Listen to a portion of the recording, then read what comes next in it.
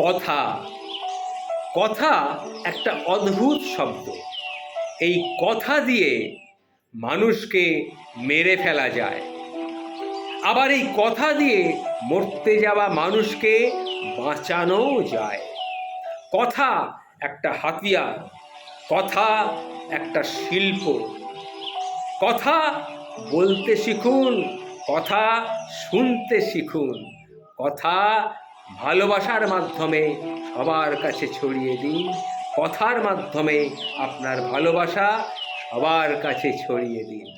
কথা একটা অস্ত্র, কথা একটা ভালোবাসা, কথা একটা অনুভূতি, যা দিয়ে মানুষকে আরও অতিমানুষ করে তোলা যায়, আর মানুষকে পশুত্বেও পরিণত করা যায়।